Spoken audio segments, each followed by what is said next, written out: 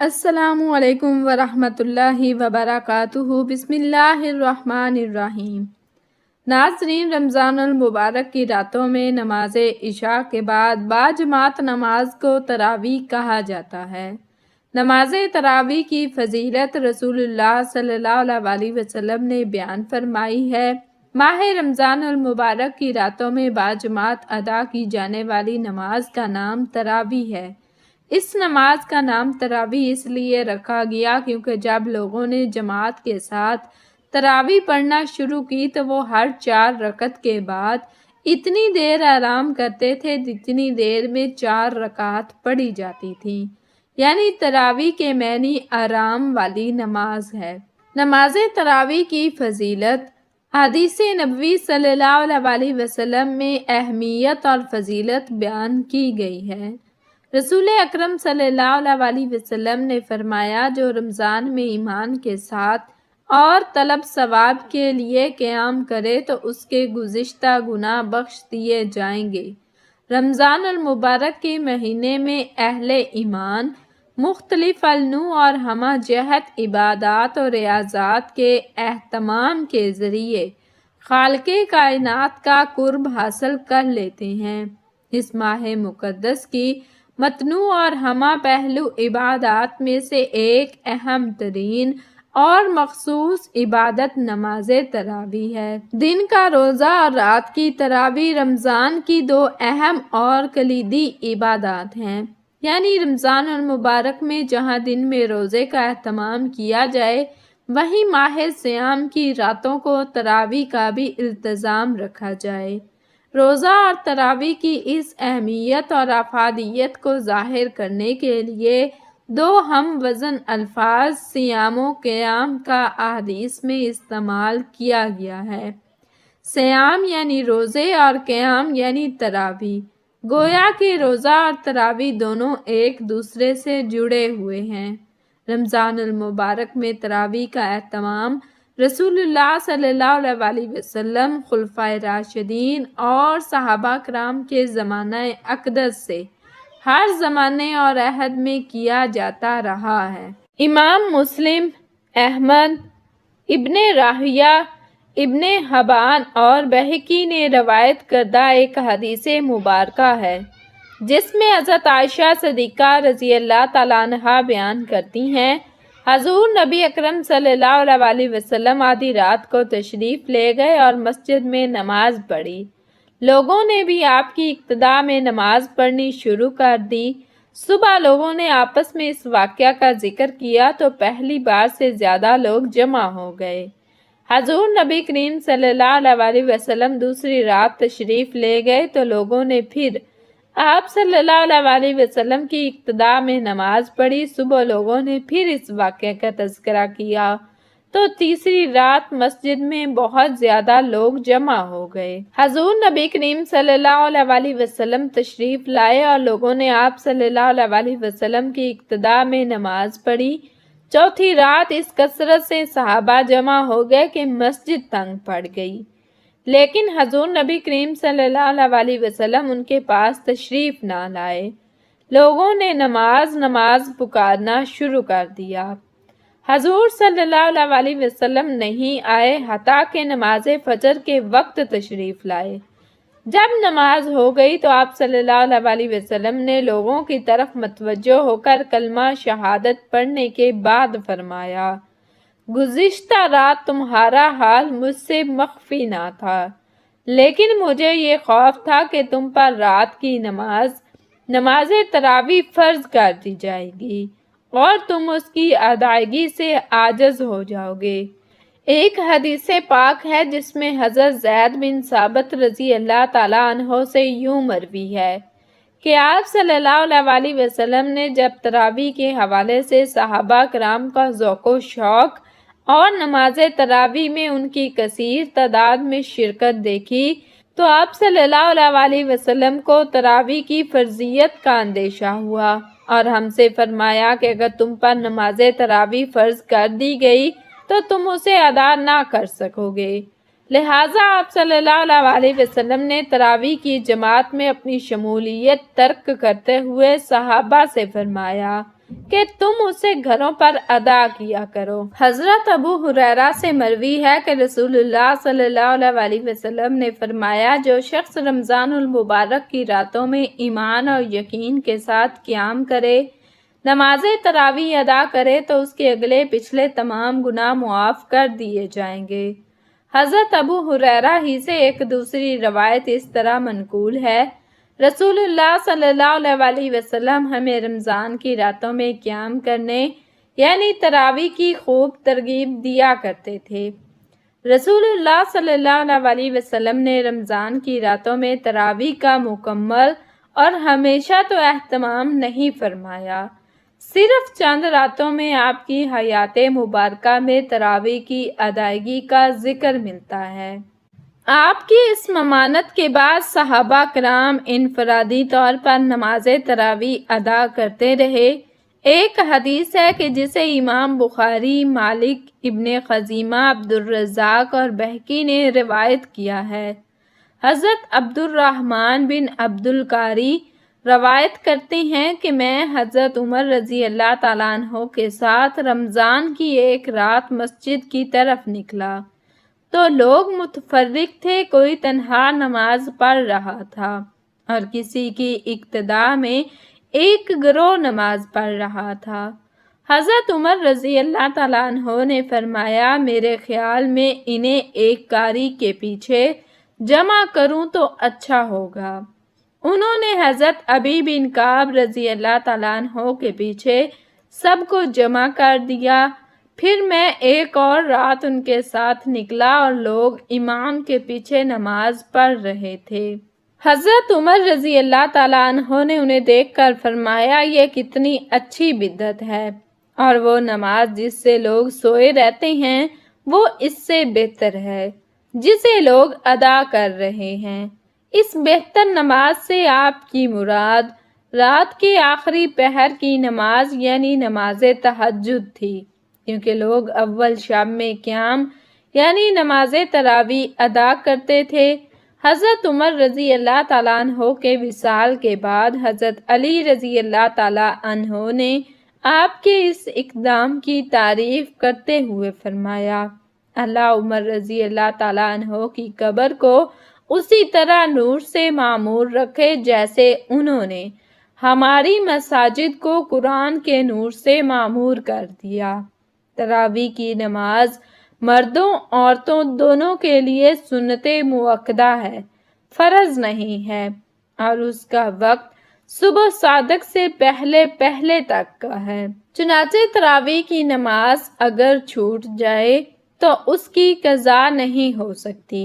جب ایک مسلمان کے سارا سال اسلامی مہینے کے مطابق 330 دن کے گناہوں کو اللہ تعالیٰ بخش دیتا ہے، جس طرح انسان بھوک اور پیاس کی شدت کو محسوس کرتا ہے، بھوک اور پیاس میں جلتا رہتا ہے، جتنی شدت سے بھوک اور پیاس لگتی ہے اس طرح آگ پیدا ہوتی رہتی ہے۔ ایندھن کی آگ میں چیزیں جل کر راکھ ہوتی ہیں، اور رمضان میں روزے دار کی بھوک پیاس سے جو آگ بنتی ہے اس سے اللہ تعالیٰ مسلمان کے سارے سال کے گناہوں کو جلا کر رکھ دیتا ہے۔ آخری روزے اللہ تعالیٰ روزے دار کے پورے سال کے گناہوں کو اس طرح جلا دیتا ہے، روزے دار کو پاک اور صاف کر دیتا ہے جیسے کہ اس انسان نے ابھی جنم لیا ہو۔ حج کا مہینہ آتا ہے تو انسان کے اعمال ویسے کے ویسے ہی رہتے ہیں جیسے پہلے ہوتے ہیں۔ جب رمضان آتا ہے تو نبی اکرم صلی اللہ علیہ وسلم کا فرمان ہے، ہر نیک کام کرنے کا ثواب کئی گنا بڑھ جاتا ہے۔ ایک فرض کو ادا کرنے کا ثواب 70 فرائض کو ادا کرنے کے ثواب کے برابر ہوتا ہے۔ ایک نفل کو ادا کرنے کا ثواب ایک فرض کے ادا کرنے کے برابر کر دیا جاتا ہے۔ نبی اکرم صلی اللہ علیہ وسلم کا فرمان ہے کہ تراویح کے ہر سجدے کے بدلے میں اللہ تعالیٰ 1500 نیکیاں عطا کرتا ہے۔ اس لیے ہم کو چاہیے کہ روزے کے مہینے میں دنیاوی کاموں کو کم وقت دیں، زیادہ سے زیادہ وقت اللہ تعالیٰ کی یاد میں مصروفیت میں گزاریں، کیونکہ عام دنوں کی نسبت رمضان المبارک میں اللہ تعالیٰ ثواب کو کئی گنا بڑھا دیتا ہے۔ اپنے ملازمین کو بھی روزے کی تلقین کیا کریں، ملازموں سے رمضان میں بالکل کم کام لیا کریں تاکہ وہ عام معمول کے مطابق کاموں میں مشغول رہنے کی بجائے زیادہ سے زیادہ وقت اللہ تعالیٰ کی یاد میں گزار سکیں۔ روزے دار کے جسم سے روزہ فالتو چیزوں کو ختم کر کے شیطان کے خلاف لڑنے کی طاقت دیتا ہے۔ رمضان میں اللہ تعالیٰ روزے دار پر روزے کی حالت میں حلال چیزوں کو کھانے سے بھی منع فرما دیتا ہے۔ رمضان المبارک کے مہینے میں روزے دار روزہ رکھ کر برے کاموں سے منع ہو جاتا ہے۔ وہ غیر عورت کو حرام کی نگاہ سے نہیں دیکھتا، وہ تمام برے کاموں سے دور ہو جاتا ہے۔ روزے دار وہ کام نہیں کرتا جس کو اللہ تعالیٰ نے منع فرمایا ہے۔ وہ گالی، غیبت، جھوٹ جیسی برائیوں سے بچ جاتا ہے۔ جب وہ روزے کی حالت میں کھانا پینا چھوڑ دیتا ہے تو اس کو پتہ ہے کہ ایسا کرنے سے روزہ ٹوٹ جاتا ہے، تو وہ کسی کی غیبت کیوں کرے گا، کسی کو غلط نظر سے کیوں دیکھے گا۔ روزے دار بند کمرے میں پڑی ہوئی چیز کو بھی نہیں کھائے گا۔ اس کو یقین ہے کہ اس کو کھانے سے میرا روزہ ٹوٹ جائے گا۔ اس کو اس بات پر یقین ہے کہ اللہ تعالیٰ مجھے یہاں بھی دیکھ رہا ہے۔ روزے دار کبھی بھی بند کمرے میں پانی نہیں پیے گا، نہاتے ہوئے بھی اپنے منہ میں پانی کا قطرہ نہیں جانے دے گا، کیونکہ اس کو یقین ہے کہ اللہ تعالیٰ مجھے ہر جگہ دیکھ رہا ہے۔ لوگ کہتے ہیں کہ رمضان المبارک میں جھوٹ نہیں بولنا چاہیے، رمضان المبارک میں کم نہیں تولنا چاہیے، رمضان المبارک میں کیوں نمازیوں کی تعداد میں اضافہ ہو جاتا ہے؟ کیونکہ رمضان المبارک کے مہینے میں شیطان کو قید کر دیا جاتا ہے۔ حضرت محمد صلی اللہ علیہ وسلم کی امت سے پہلے یہ شرف کسی بھی امت کو حاصل نہیں ہوا کہ رمضان المبارک کے مہینے میں شیطان کو قید کر دیا گیا ہو، جہنم کے دروازے بند کر دیے گئے ہوں، جنت کے دروازوں کو کھول دیا گیا ہو۔ رمضان المبارک کے مہینے میں امت محمد صلی اللہ علیہ وسلم پر چیونٹیاں، مچھلیاں اور ہوائیں بھی دعا کرتی ہیں۔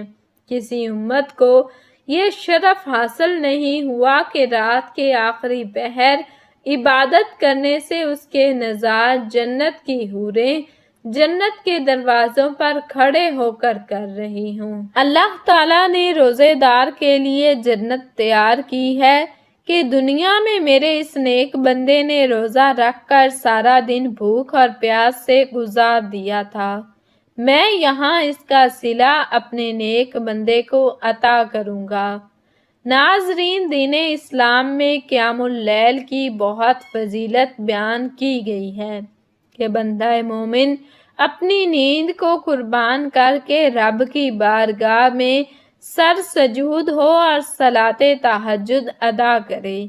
اسی قیام اللیل کی ایک صورت نماز تراویح ہے، جو کہ احادیث اور صحابہ کرام کے عمل اور اجماع امت سے ثابت ہے کہ مسلمان رمضان المبارک میں پورا مہینہ نماز عشاء کے بعد 20 رکعت نماز تراویح ادا کر کے قائمین اللیل کی فہرست میں اپنا نام درج کرواتے ہیں۔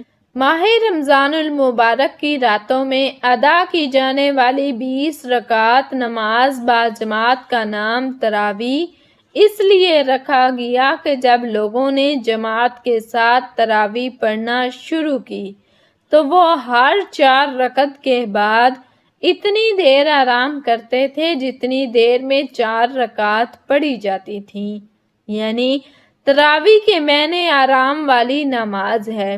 نماز تراویح ہر مسلمان عاقل اور بالغ مرد و عورت پر سنت مؤکدہ ہے اور اسے باجماعت ادا کرنا سنت علی الکفایہ ہے۔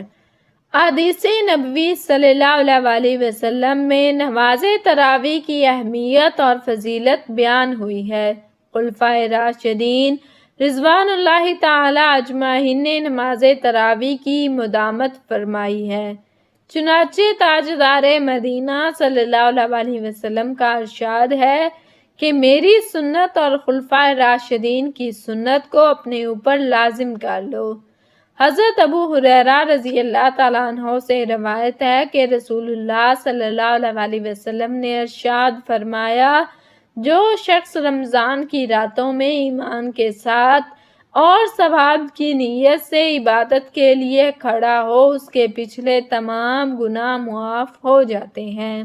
ثواب کی امید رکھنے کا مطلب یہ ہے کہ شہرت اور دکھاوے کے لیے نہیں بلکہ خالص اللہ تعالیٰ کی رضا حاصل کرنے کے لیے عبادت کی جائے۔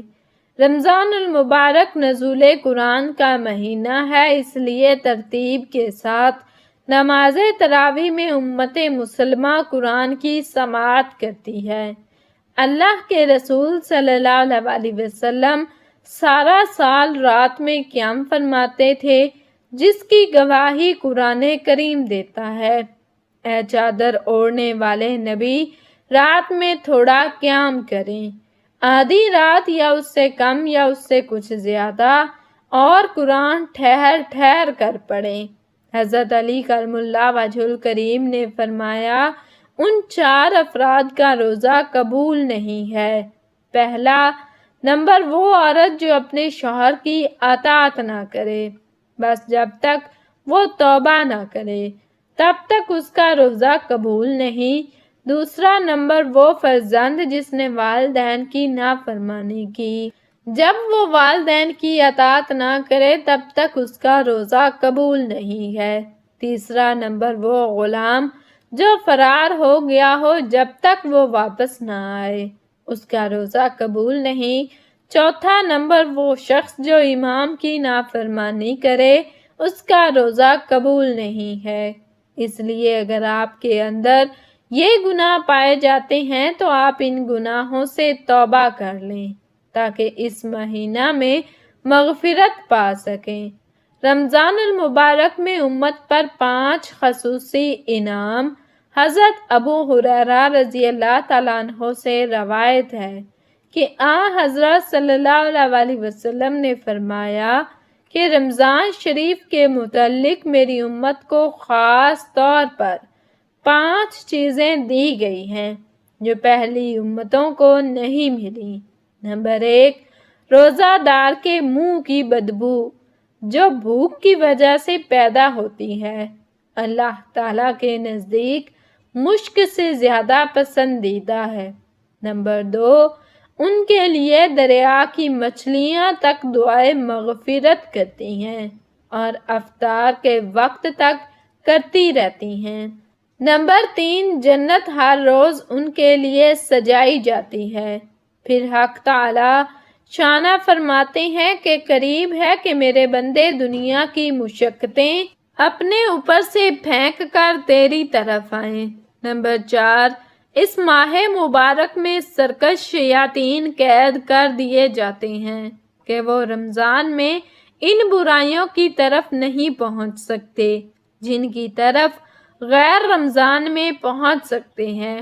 یعنی رمضان میں شیاطین قید ہونے کی بنا پر روزہ داروں کو گناہوں پر نہیں ابھار سکتے، لیکن انسان کا نفس گناہ کرانے میں شیاطین سے کم نہیں ہے اور گناہوں کا چسکا بھی گناہوں کی پٹڑی پر چلاتا رہتا ہے، تاہم پھر بھی گناہوں کی کمی اور عبادت کی کثرت کا ہر شخص مشاہدہ کرتا ہے۔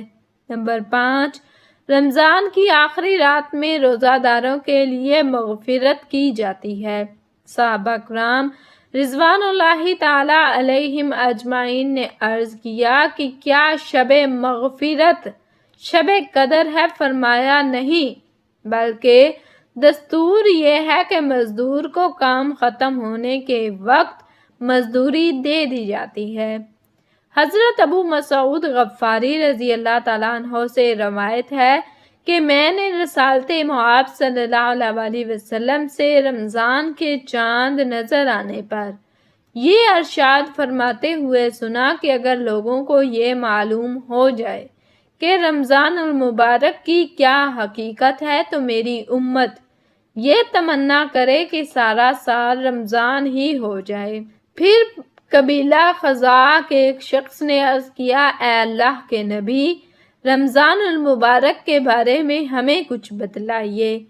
آپ صلی اللہ علیہ وسلم نے ارشاد فرمایا، رمضان المبارک کے لیے جنت شروع سال سے آخر سال تک سجائی جاتی ہے۔ جب رمضان شریف کا پہلا دن ہوتا ہے تو عرش اعلیٰ کے نیچے سے ایک ہوا چلتی ہے جس سے جنت کے درختوں کے پتے ہلنے اور بجنے لگتے ہیں، اور حوریں عرض کرتی ہیں، اے ہمارے رب، اس مبارک مہینے میں ہمارے لیے اپنے بندوں میں سے کچھ شوہر مقرر کر دیجیے جن سے ہم اپنی آنکھیں ٹھنڈی کریں اور وہ ہم سے اپنی آنکھیں ٹھنڈی کریں۔ اس کے بعد پھر آپ صلی اللہ علیہ وسلم نے فرمایا، کوئی بندہ ایسا نہیں ہے کہ رمضان المبارک کا روزہ رکھے گا مگر یہ بات ہے کہ اس کی شادی ایسی حور سے کر دی جاتی ہے جو ایک موتی سے بنے ہوئے خیمے میں ہوتی ہے، جیسا کہ اللہ تعالیٰ نے کلام پاک میں فرمایا ہے کہ حور مقصورات فی الخیام، یعنی حوریں خیموں میں رکی رہنے والی۔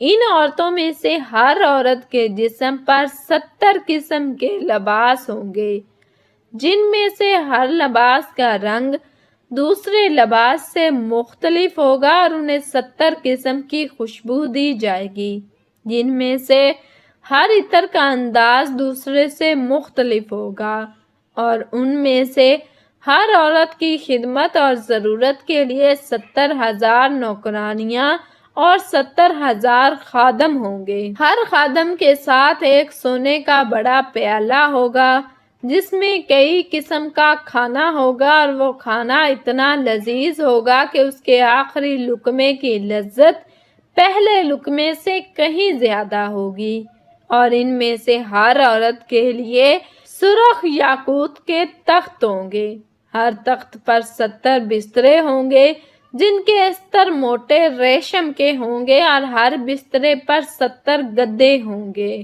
اور اس کے خاوند کو بھی اسی طرح سب کچھ دیا جائے گا، اور وہ موتیوں سے جڑے ہوئے سرخ یاقوت کے ایک درخت پر بیٹھا ہوگا، اس کے ہاتھوں میں 2 کنگن ہوں گے۔ یہ رمضان المبارک کے ہر روزہ کے بدلہ ہے، خواہ جو شخص بھی روزہ رکھے اور روزہ دار نے روزہ کے علاوہ جو نیکیاں اور اعمال صالحہ کیے ہیں ان کا اجر و ثواب اس کے علاوہ ہے۔ مذکورہ ثواب صرف روزہ رکھنے کا ہے۔ اللہ تعالی ہمیں رمضان المبارک کی زیادہ سے زیادہ برکتیں سمیٹنے اور زیادہ سے زیادہ نیک اعمال کرنے کی توفیق عطا فرمائے اور ہمارا خاتمہ بالخیر فرمائے، آمین ثم آمین۔ ناظرین، کمنٹ باکس میں اللہ تعالیٰ کے 99 ناموں میں سے ایک نام ضرور ٹائپ کریں۔ شکریہ، اللہ حافظ۔